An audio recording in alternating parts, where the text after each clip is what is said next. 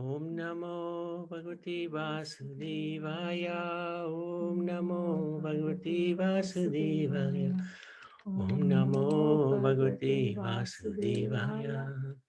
Narayanam Namaskritya Naram Chaiva Narottamam Devim Saraswati Devim Saraswatim Vyasam Daro Jayamukiraya Nashtaprayesha Bhatreshu Nityam Bhagavata Sevaya Bhagavati Uttamashloke Bhakti Bharati Naistute Krishnaya Vasudevaya Devaki Nandanaya Cha Nanda Gopa Kumaraya Govindaya Namo Namaha. Jai, Srimad Bhagavatam ki jai. Thank you very much, Riyan. Beautiful. So I'd like to welcome everybody. Thank you very much for joining us today. I'd like to seek your good wishes and your blessings so that we can go a little bit further into the fourth canto, the third chapter onwards. Actually, it's such a fantastic honor and privilege to be able to go through the Bhagavatam. We are so fortunate. This is actually very, very rare. It's only by the grace of Prabhupada, Guru Maharaj, that we are in this privileged position where we can actually study one of the greatest scriptures. So, COVID. And COVID, yeah. Thank you, Jandy.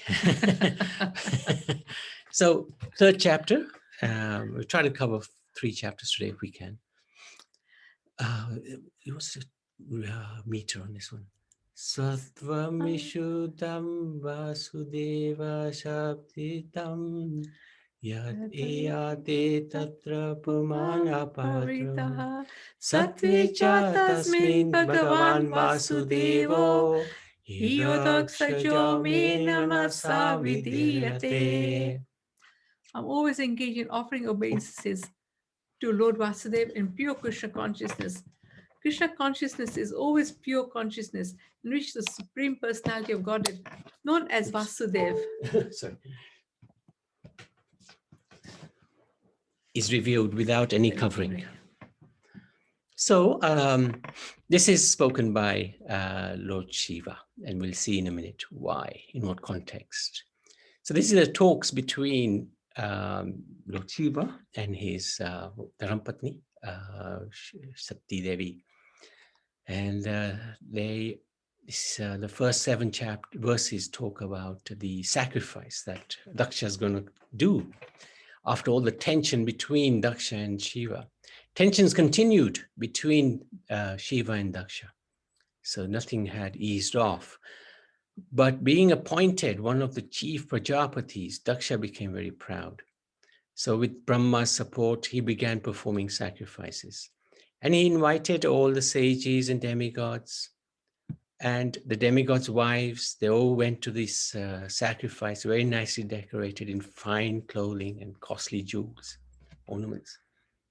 Sati found out. Sati is the daughter of Daksha. Seeing that her father was holding a great sacrifice, Sati was anxious to decorate herself and go to the sacrifice with her husband, Lord Shiva. By attending the sacrifice, she would be able to see her mother, sisters, and other relatives.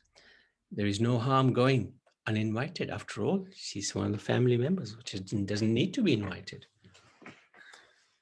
She begged her husband to kindly let her go to the festivities. Now, she knew, of course, that there was a lot of tension between Daksha and Shiva. But, of course, this is a natural tendency that when the family is doing something, then you want to be part of that, of course. Now, I picked a couple of more verses in this because these are such incredible instructions that are given. Normally, I only take one at the beginning of the chapter, but these are so good. I couldn't resist putting a couple more verses. Vidyata povita vapu vayakulai sakam gunai sabde asat metare smita hataya amrita manadusha sabdana pasyanti etama bhuyasham. Although the 6 qualities, education, austerity, wealth, beauty, youth, and heritage, are for the highly elevated, One who is proud of possessing them becomes blind, and thus he loses his good sense and he cannot appreciate the glories of great personalities. So these 6 qualities, education, austerity, wealth, beauty, youth, and heritage, of course, everybody desires those. And to a certain degree, we have those. Maybe not so much of the youth nowadays, but if we become proud of possessing this, then these can even blind us. Instead of elevating us to higher spiritual consciousness, this can blind us spiritually and make us proud. And then we lose common sense and cannot appreciate others. So this is Shiva explaining to Sati that if you go, it's going to be difficult.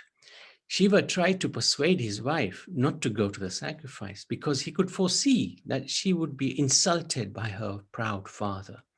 Harsh words from relatives are worse than sharp arrows of enemies, as such grief affects the heart day and night.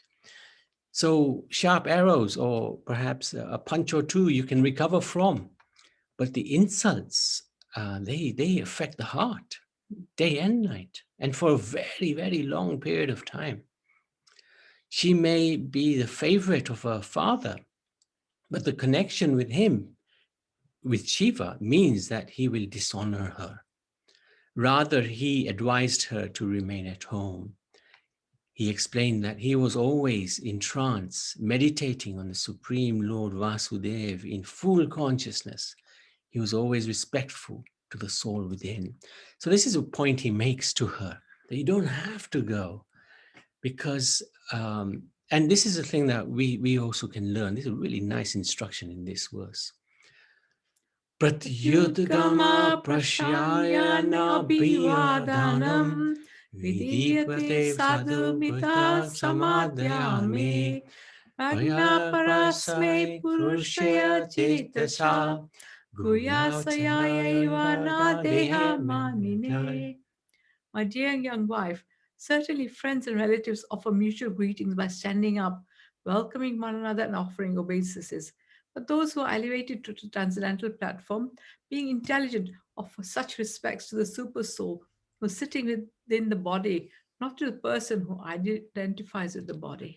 So we may also come across situations where, we see somebody we don't like.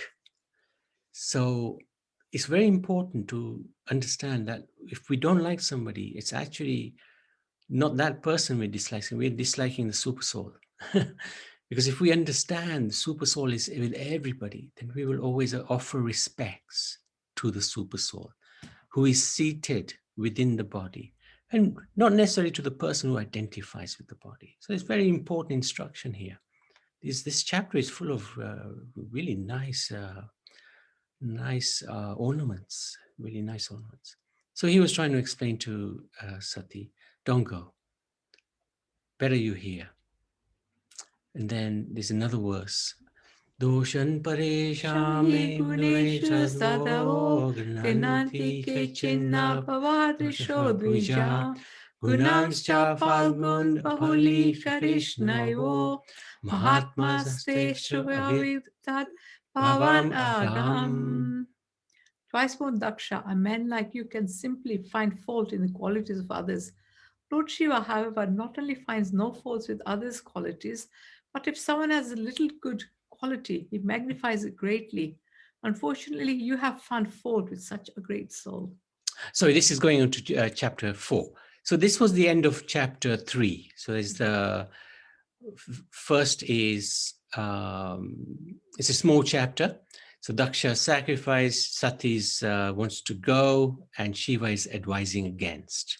Anything you'd like to ask or raise, or any realizations that you may have gained whilst reading this chapter?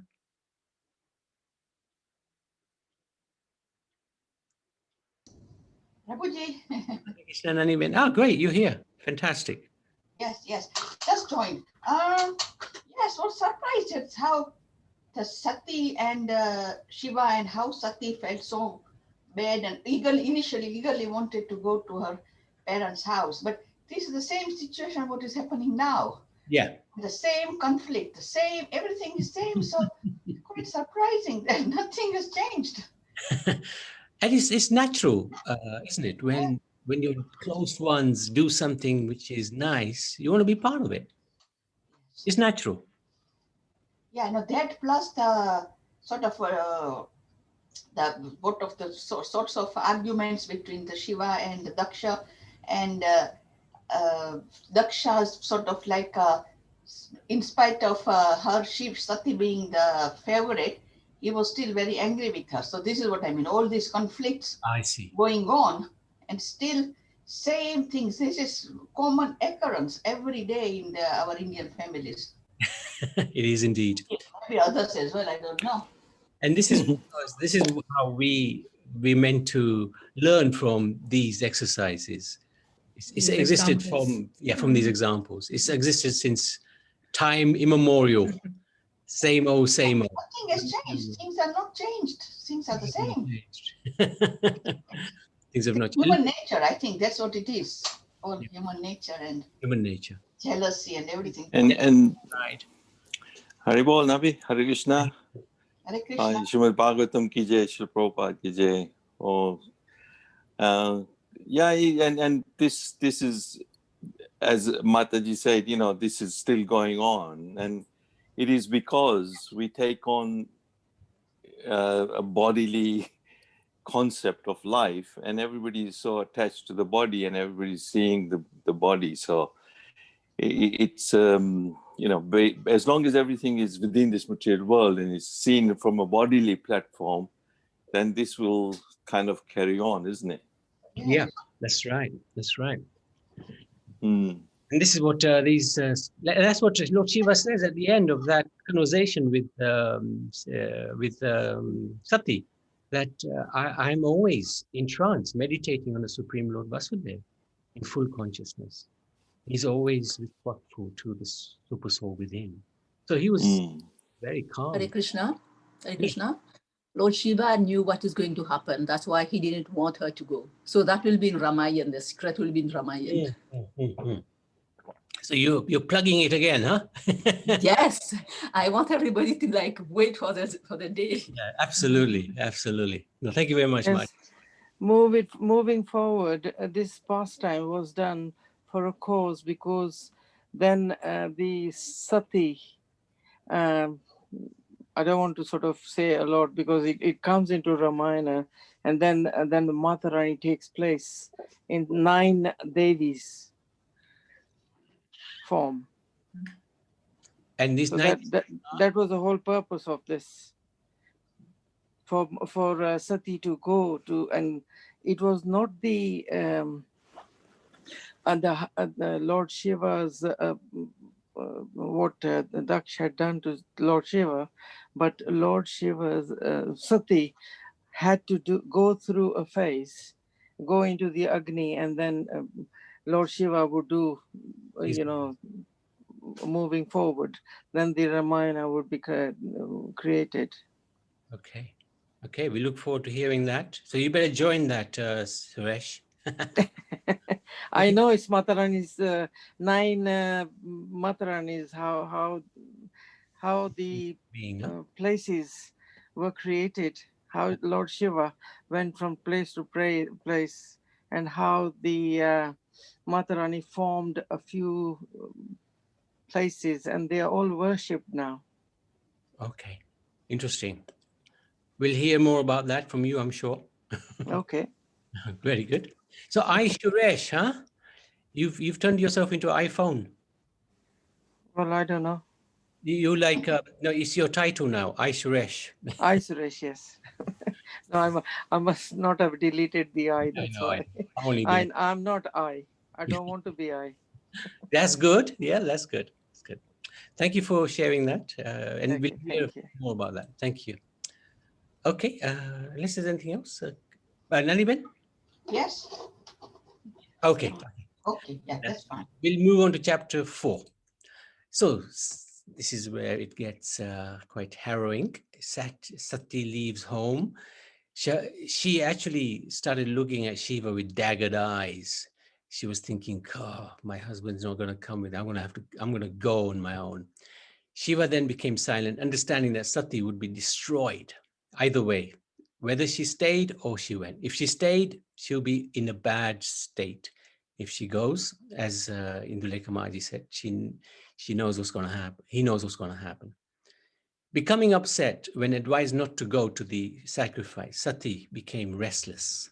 Eventually, she decided to go and was accompanied by a host of Shiva's disciples. So they went in an entourage. They placed her on Nandi, the bull, and went in a royal procession.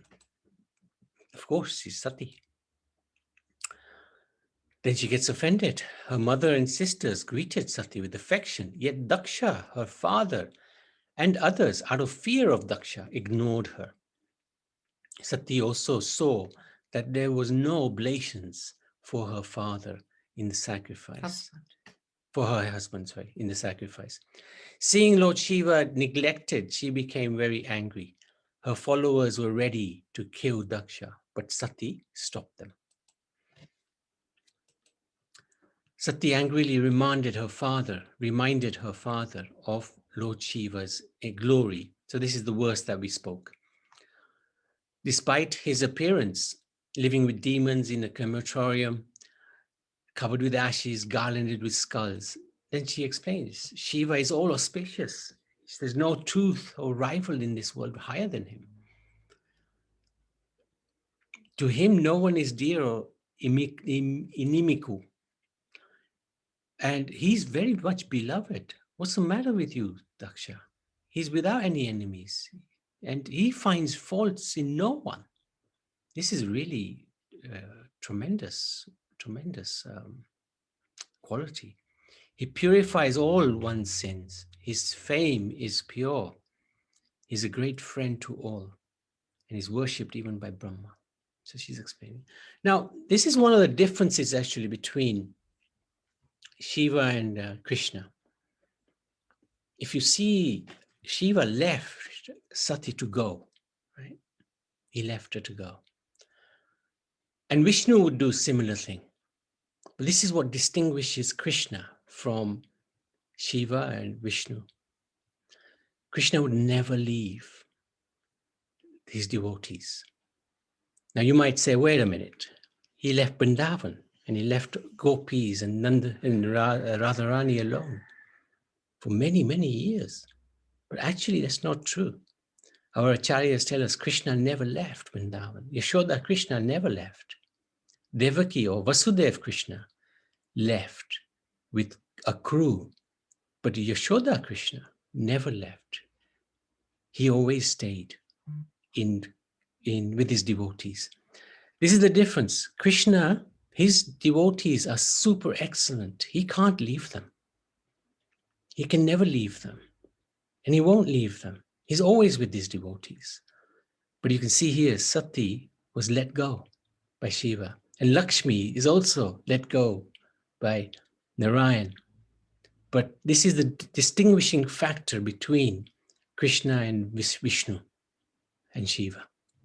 He never can leave his devotees. He's completely sold out to his devotees. So this is really quite an interesting point. Then carrying on, Sati condemns Daksha.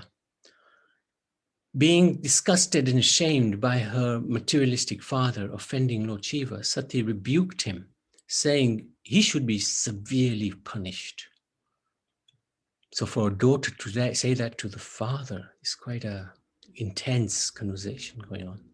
Sati, being the Lord's external potency, can vanquish many universes, let alone many Dakshas. She could finish anybody off. She is Durga Mata, after all. To save her husband from the charge that he killed Daksha through his wife, Sati gave up her own life. Her body was a source of embarrassment as it came from a person who offended Shiva. So this is an example of when somebody offends a pure devotee, one should leave one's body. Sati did the ultimate sacrifice. Sati then sat down facing north, closed her eyes, raising her life hair from navel to heart to throat to eyebrows in trance, and meditated on the fire within, thinking only of her elevated husband. She quit her body in a blaze of mystic fire. A great roar of astonishment rose throughout this universe at the death of the chaste Sati due to the neglect and offensive behavior of Daksha. This is the superintendent of this world leaving her body. This is no ordinary activity that just took place. It's really offensive on the part of Daksha.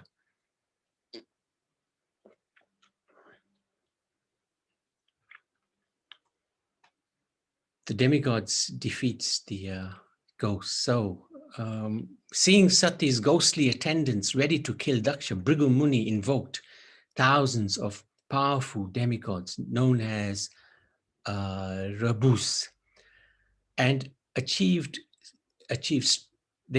strength from the Soma, from the moon, these powerful demigods. And they used the wood from the sacrificial fire to chase the ghosts away. This was only possible because of the Brahma Tejas. So the power of the Brahmins is much greater than that of the Kshatriyas. This is an example of that. So that's the end of the 4th chapter. Quite a terrifying chapter, really. Any questions or comments from that?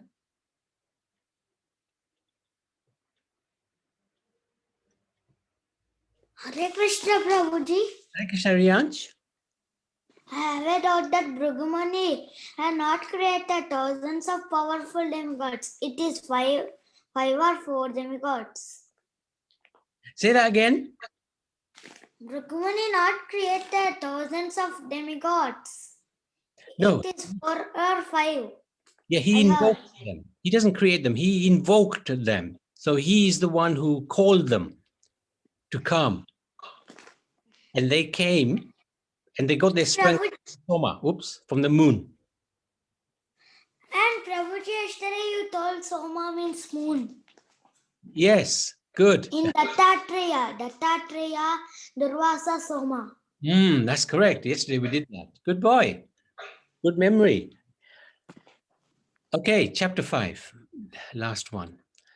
Yes, Twanta Kale Rupa Kata Kalapa Swasulo Suchir Pita Dekajendraya Vitaya Nityati Udisastra Dor Durjan Uchata Shastanya into Binadik. At the time of resolution, Lord Shiva's hair is scattered and he pierces the rulers of the different directions with his trident. He laughs and dances proudly, scattering the hands like flags as thunder scatters the clouds all over the world. So, Sati's committed suicide, and what's the reaction of Lord Shiva? Hearing from Narad, so Narad went and told Lord Shiva of Sati's death. He became angry. He snatched a blazing hair from his head, madly dashing the hair to the ground. Shiva created a fearful black demon. See now, why did he do this? Why did he become so angry? Because there was huge Vaishnava parad here. Durga Mata, Sati Devi is great Vaishnav. Daksha, such arrogance and pride offended a Vaishnav. When Shiva was offended, he didn't take it personally. But now the offense was to a devotee of the Lord, Sati. And Shiva could not tolerate. He created a fearful black demon, Virabhadra, who carried many weapons in his arms, chief of which was a great trident. Shiva then ordered the obedient demon to kill Daksha. Lord Shiva's followers attack. Raising a dust storm, Lord Shiva's followers attacked all those gathered at Daksha's sacrifice. They destroyed the pandal, the sacrificial arena, threatened the women, and arrested the fleeing demigods. This is Virabhadra. Many, many arms. And the demigods, and they were fleeing. There's Nandi, the bull, in the attack as well. Daksha and the followers punished. Virabhadra tore off Bhigu Muni's moustache. He blinded Bhaga. He knocked out the teeth of Pusha, who had shown his teeth when Daksha had cursed Shiva. And then Daksha himself, Virabhadra, beheaded Daksha using a sacrificial cutting block, thus becoming a sacrificial animal. And he threw his head into the sacrificial fire as an oblation. So it was very hard to do this. He tried cutting him with the swords, and he couldn't do it with anything. But eventually he used the wood, the cutting block in the sacrifice. And just like him being an animal, they just chopped his head off and put it into the fire. While Shiva's followers cheered, seeing Daksha's death, the Brahmanas grieved. Shiva's followers then set fire to the whole arena and departed for Kailash. Job done. Here it is.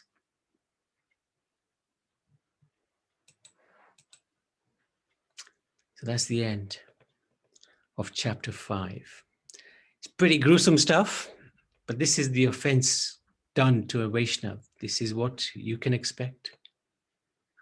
It's pretty heavy, but it's the least he deserved, Daksha. Any questions, any comments?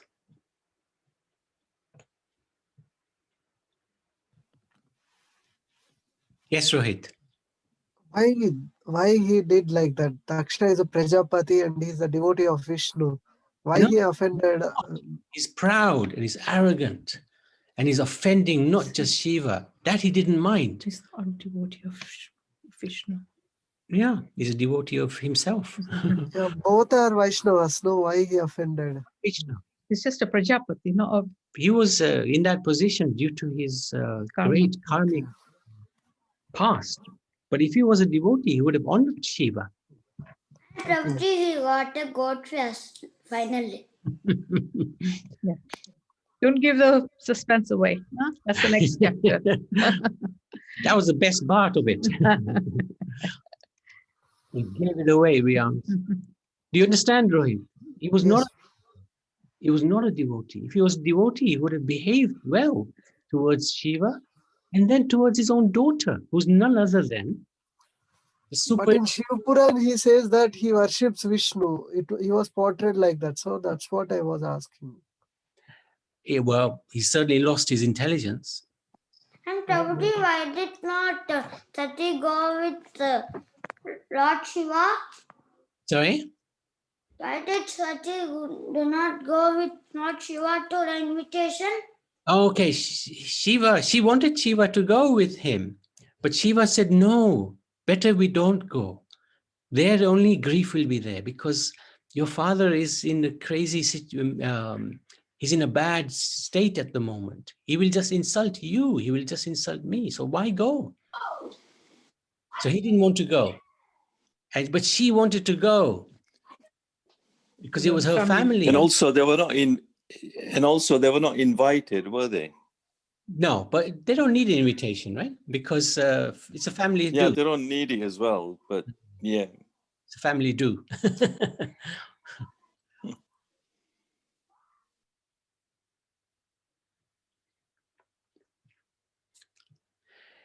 He may well have been a devotee of Vishnu, but then if you offend the greatest devotee of Vishnu, who is Lord Shiva, then what sort of devotee is he?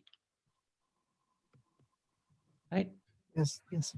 He cannot be devotee of Lord Vishnu if he's going to insult Lord Shiva. Not just insult him, but years later, right? Long time later, he's still holding the grudge. Because this didn't happen within a day or two. There was a time span of years, thousands of years between the insulting of Shiva in the first place and then this sacrifice by the Prajapati. Prabhuji, can you show the picture of killing Daksha? Which one is that? Go back. That one. And Prabhuji, can you show the Daksha in how Bhrigu mustache has gone. We Oh, haven't got that one. Entered. We haven't got that one. if you become an artist, you can paint that one. Haven't got. In first you showed some picture. That's Oh, why. that. Yeah, this one. Yes, Prabhuji. Virabhadra in his full glory. You wouldn't want to be around when he's around.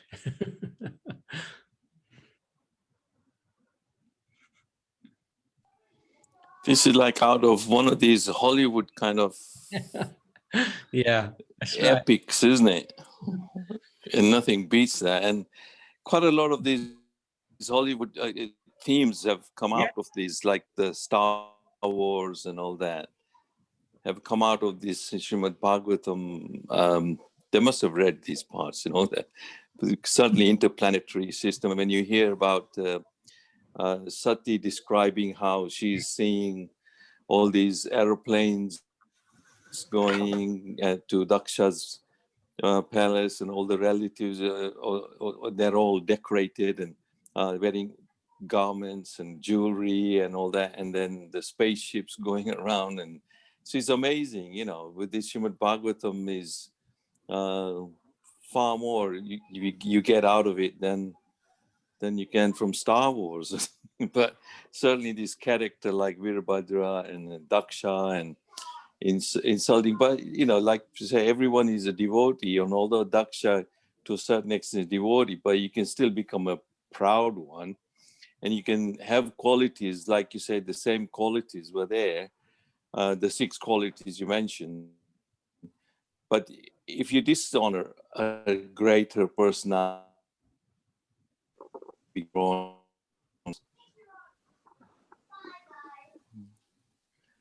And Virabhadra is not demon. I think I'm right in that. I think so. Virabhadra is He's one of expansion. he's a demon, but he's created by Lord Shiva. Okay, but they worship Virabhadra, no? Some in south, if you go south, like And Tamil Prabhuji, Nadu, Shiva is God because Shiva wears garland of skulls.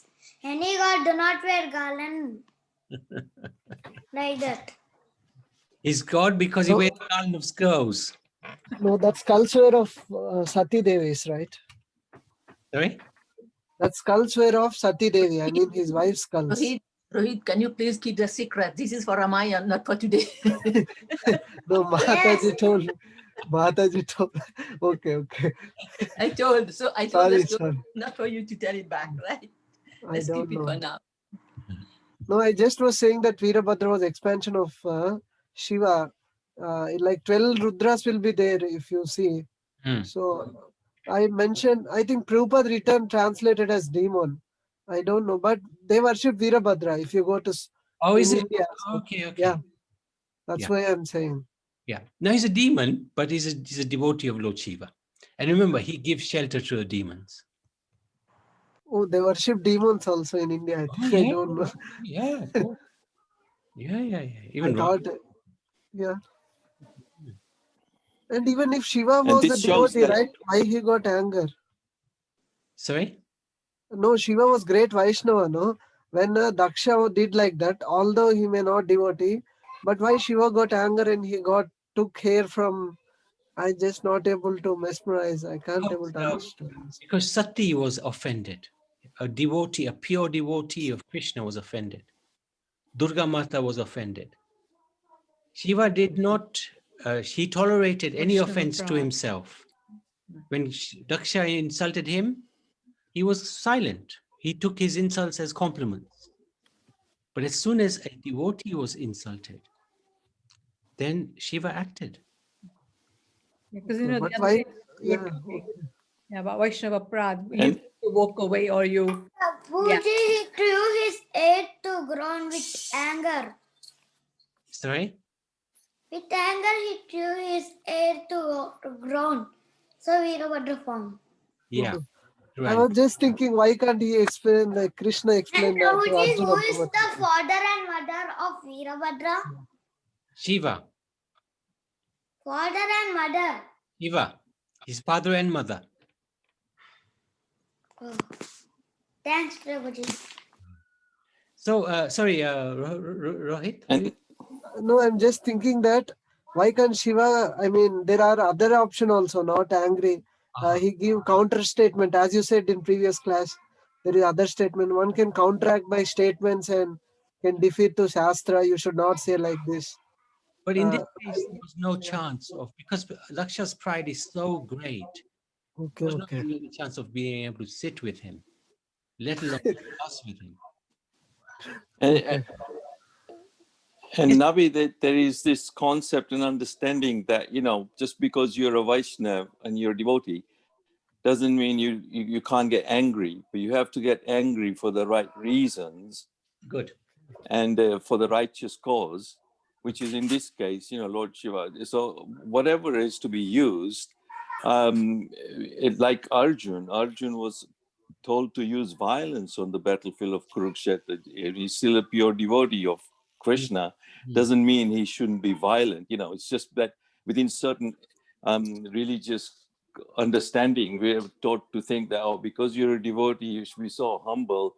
If somebody slaps you, take another slap. You know, don't get angry. You shouldn't get angry. But anger has to be there. You know, like this picture here shows, you know, Veerbhadra has to get angry to do his job. So sometimes there is this understanding that certain emotions should be denied just because you're a devotee. Good point. But you know, in the service of the Lord, anger is used. Like if we take Hanumanji, out of anger he burned the whole Lanka. In the That's service right. of Yes, Mataji. Yeah. But if you take no Chetan Mahaprabhu time, Haridas Thakur didn't got angry. Even Nityananda Mahaprabhu, in the case of Jagai Mata, they were just showed mercy and delivered. That's Yeah, but that's a different thing, you know. That's And different. Prabhuji, It's in a different when Sita context, was though. kidnapped, Rama was very angry on Ravan Mm. because his devotee has gone away from him. That's why he came with the fight with Ravan. That's right, Dirans. Yeah, very good point there. You know, you have to use whatever in the service of the Lord. You can use anger, violence. Sometimes you have to use, Arjuna had to use violence. Not like Mahatma Gandhi who says, you know, non-violence. Even if somebody comes and take over your country, we'll still be non-violent. That doesn't work. yes, right. Thank you. Anybody else? Any questions? Nani Ben? No, I'm okay. Well, normally the father-in-laws are very, very polite to the son-in-laws, and this is a very extreme case. Not always. Sorry? Not always. Not always. Usually there is some bit of animosity between the father-in-law and the Jamais or son-in-law. No. But no matter how much Jawais are, they are still Pujniya. They are looked after by the father-in-laws. I think so, because there's a lot. Father-in-laws have got a lot of hand in.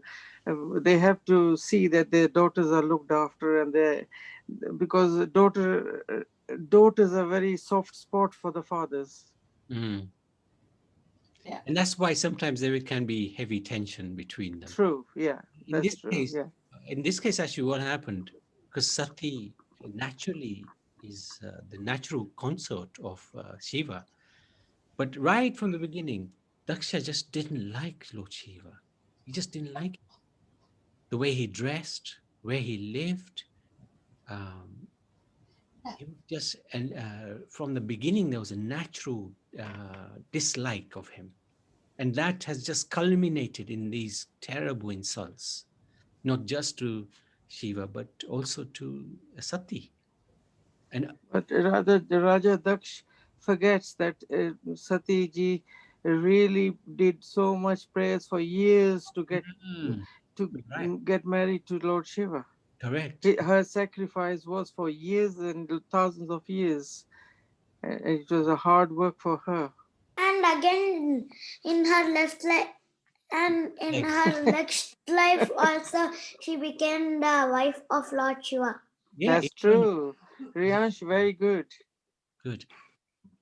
And the thing is, also, we have to understand that, what was I going to say? It's just come out of my mind. But I think the way that Lord Shiva was, we know all about what he was, a devotee and a great sort of Vaishnava devotee of Krishna. But the way that he was, I think it may take some time for people to realize, or for Daksha to realize the way that how he was. So initially he may have been angry at Shiva. Yeah, that's fine. But once he realized his qualities, I think this anger, Daksha's anger should have become not to this extent that he insults him and insults Sati as well. Oh yeah, that's what I was going to say. You're absolutely right. And to just imagine, this is what Vidur asked Maitri. How is it possible that Sati, it became so bad that Sati took her own life? Mm. So you're absolutely right. But this is what pride does, Yes. He must have been very, very, very proud and very proud. very extremely. Yeah. And later on, we'll see how Daksha, in the next chapter, he's brought back to life, and he completely accepts that what you did, Lord Shiva, was for my own good. Thank you. Yeah. He accepts that. And in next chapter, he gets a goat. You're just stealing It's ours. funny. Yeah. It is funny. Is it really? Yeah, hey, just do your homework, Riyansh. Don't read the Bhagavatam. I'm not reading Bhagavatam, Prabhuji. Oh, We man. have to mute him at some point so that others get a chance to talk as well. Riyash, we want to see you. Yeah, Riyansh, show yourself. Okay, I think, is there anybody else? Any questions? Otherwise, let's have a look at Riyansh. He's actually a very handsome boy. Where is he? You see, oh. It's still there. Riyansh, where's your camera? He probably said it doesn't work. Yeah, that's what he told us last time, isn't he? Does Okay, it we'll work, do Riyansh? Okay, never mind. Oh, No, let's. Prabhuji, when it works, I will on my video. Okay, no problem.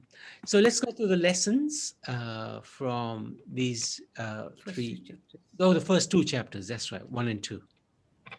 Do like Mataji? Hare Krishna. Hare Hare Krishna. Krishna. Lesson from Canto 4, Chapter 1. Whenever we make a promise, we must fulfill it so that peace and harmony can reign in our life, as it is a long-lasting value. So when I give my interpretation of it, I will explain why I've chosen this sentence here. And chapter 2 is, we must never judge a person by their appearance, as it may be misleading. We must always consider that there is a spirit soul inside that body. So here I'm talking about Lord Shiva, how his father-in-law was treating him by outside look.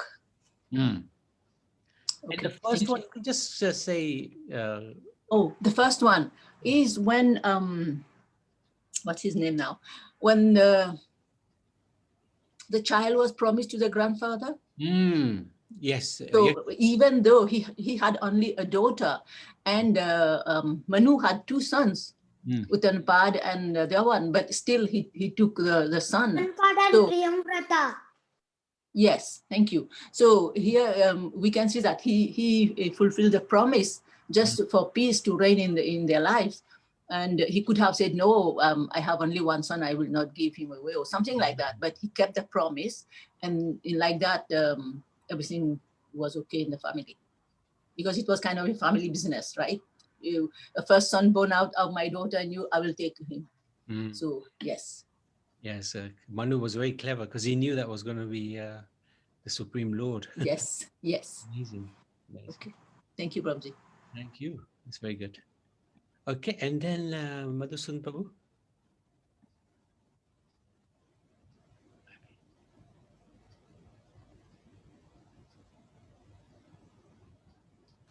Haribol? Yeah, sorry. Hope you get there. I'll refer to. Actually, we're losing you. Yeah. Sorry. Oh, sorry. Okay. You okay? You got me now? Can you Yes. hear me? Yes. Sorry about that. Yeah. So chapter 3. So when we start to become Krishna conscious by the mercy and blessings of Guru,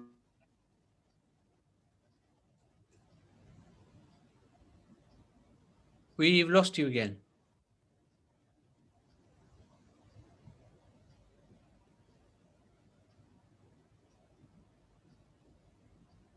Yeah, Prabhuji, we cannot hear you.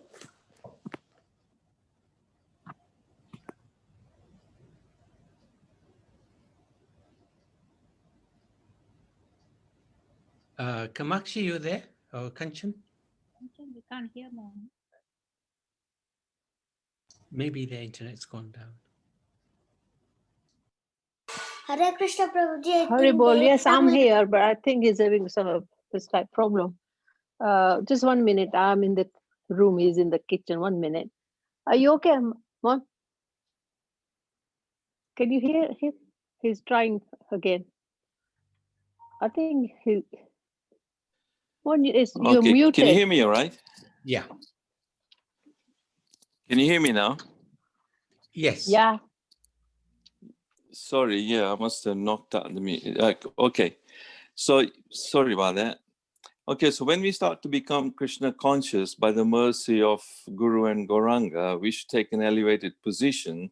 And as Lord Shiva was instructing Sati, that my dear young wife, certainly friends and relatives, offer mutual greetings by standing up, welcoming one another, and offering obeisances.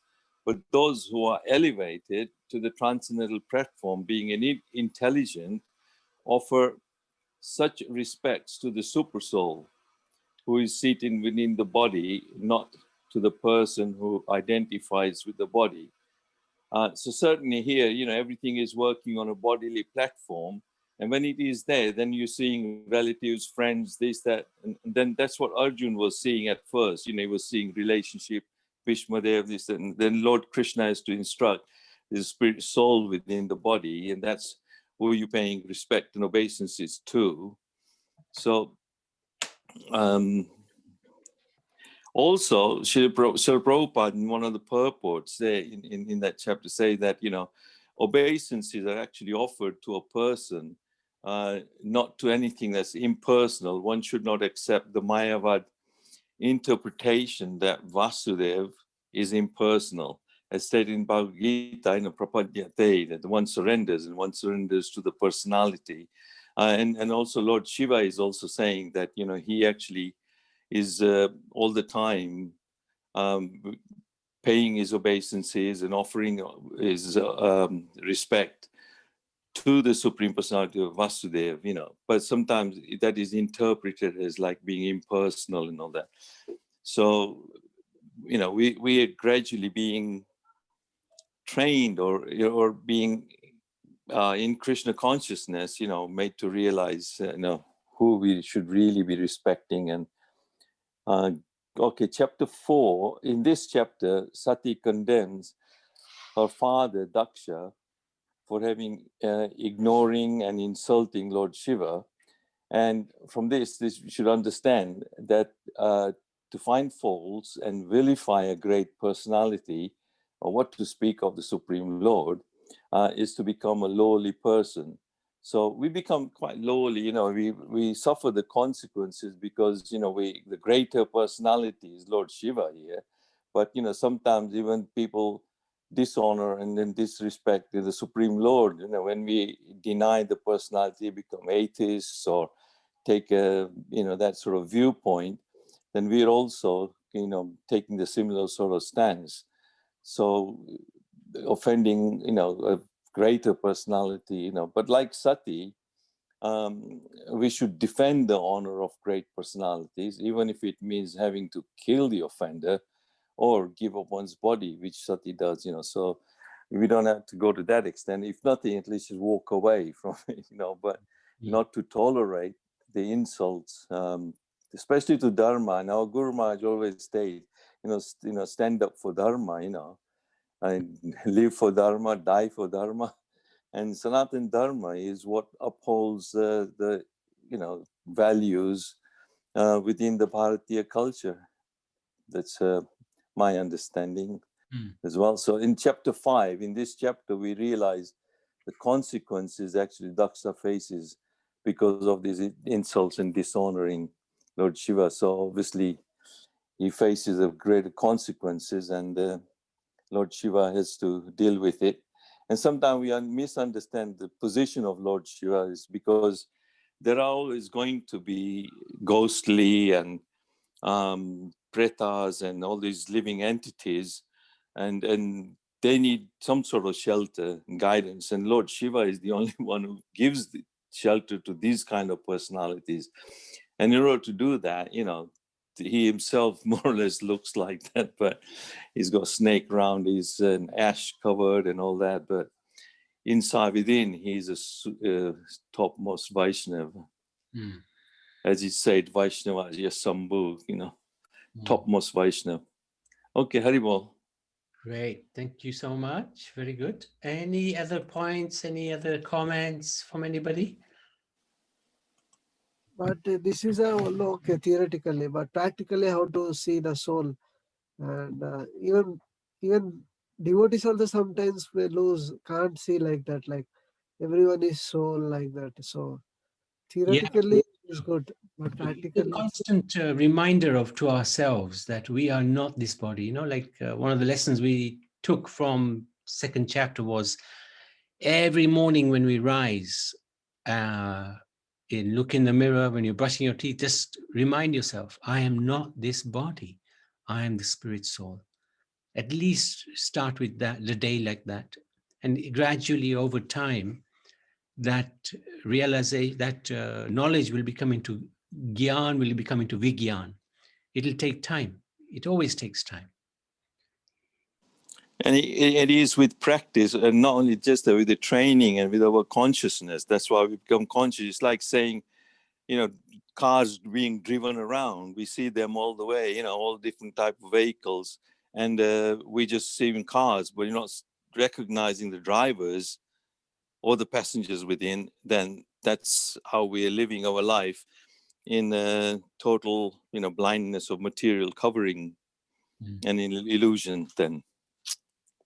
Okay, thank you. Is that okay, Rohit? yes, Prabhu. Yeah, it's just practice. Yeah, it's practice. Practice. And we just focus on ourselves. Don't worry about this person can't see the soul. Don't worry about anybody else. We have to worry about ourselves. No, I was worried about myself. That's why I'm asking. Yeah, no, that's good. That's good. Okay, Prabhuji. Thank you, Rianch. Actually, this morning I was listening to a lecture, and they were talking about how we take criticism and praise. And they were saying criticism, you should always take that, it's a blessing, and they're trying to correct me. But when it comes to praise, we should stop them, for praising us, because then, not just the ego, but you should realize that the other person is thinking more of you and how great you are, instead of spending that time thinking of Krishna. So we're taking them away from thinking of Krishna. So, that's how we should take it, that if someone starts praising us, and we should not take it to heart. We should say, that we should realize that we're taking that person away from thinking of Krishna as well. But in addition, it is also that when somebody praises someone else, it's like they're taking all the pious credit, because that person gets puffed up and thinking that I am great, so everybody is praising me. So when I give some classes, I say, criticize me, so I learn from the critics. And anybody who tells something like to show me where my fault is, I'm happy, because I will learn from there, and I'm not getting puffed up. That we should be like that. And also going back to Lord Shiva, he is so compassionate that he is giving shelter to the bhoots, to the ghost. But in this material world, not all the deaths are sanctioned by the Lord. We have like accident, suicide, killing, all these souls, they are roaming around, so they need shelter. So Lord Shiva is a shelter. So he is very, very compassionate. So we should not misunderstand him. Yeah, thank you. And when somebody criticizes, actually, it means they are taking your bad karma. Bad karma, yes. Even not only criticize, backbiting behind your back. People is talking about. I'm happy when people talk about me behind my back. Take out my bad karma. That's what we should say. We should not get angry. We should just say, okay, that's fine with me. Yeah. Yes, yes, very well said. That is why Krishna says, isn't it? Sthita pragna. Any situation Be steady. remains the same. No criticize, no anger, not this, no happy, not unhappiness. So, but after the being praising somebody or criticizing, I think criticism is better if we take it from its value of learning point of the view. Yeah. And rather than fault finding for somebody. So criticism is better than praising somebody. And it's all in your heart. If you are sort of giving feedback with a view of that person improving for the welfare of that person, then both parties benefit. Yeah. But if it's with a view of, I'm going to pull you down, and then both parties actually lose, especially if the other party takes it in a bad way. So Yes, same thing my guru says like that. If we criticize or like if we judge some others, three things should happen. It should benefit us, and it should benefit to public, and it should benefit to whom we are criticizing. If we just blaspheme, then it will become offense, and and our bhakti will be lost. That's very good point. Thank you. Okay. Nice feedback today. Thank you so much. Okay, so we can put a stop to this, and let me find. So what we are doing tomorrow, Prabhuji? Oh yes, sorry. Tomorrow is chapters 6 and 7, 2 chapters, if that's okay, because I think one of those chapters is quite long, and there's a lot of instructive points in them as well. Okay. Okay. Thank you. That's okay. Thank you so much, Nariman, and thank you everybody for thanks everybody. Interaction today. Really good. Okay. Thanks, Prabhuji. Thank you, Rianch. Hare Krishna.